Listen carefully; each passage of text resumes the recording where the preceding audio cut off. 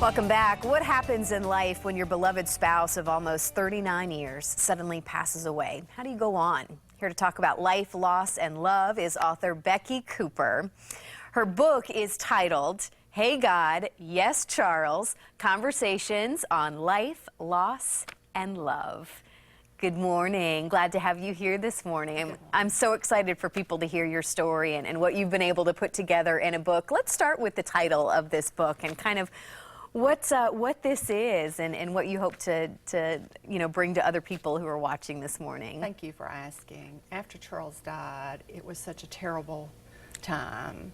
I was so mad at God, and I just thought, okay, thousands of prayers were sent up, didn't do any good, I'm done. And yet somewhere in that first year, I sort of began to overhear these conversations between Charles and God, and it was very casual, and it was very Charles because he would work the room anyway, so I guess it should be no surprise that he was doing that in heaven. And it would be like, hey God, yes Charles, and then they would have this brief conversation about, often about something I was doing, and it was helpful and insightful, and I just began to scribble them down, and that's how it started. And I know it took you a little while to get to that place, and I love that you're so honest that, you say in the beginning, I was mad at God, like I was very unhappy, with kind of how things turned out. Absolutely. How did you manage to get to this place, where you were able to kind of scribble all of this down and say, hey, let's do something with this? It took a while. It was really hard, and especially in the beginning. And I think now, although I didn't realize it at the time, when I look back at the conversations that I was scribbling down, that was helpful. That, I think, was therapy. And I think that was Charles and God's way of keeping both of them in my life, and that's what I needed.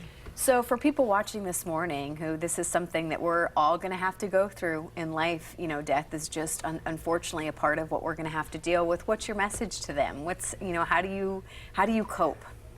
It is hard to cope, but I would hope that people would walk away from my story knowing that their story can also have hope, and it is possible to make something good come out of something bad. May take you a little while to get there, absolutely, but it is possible.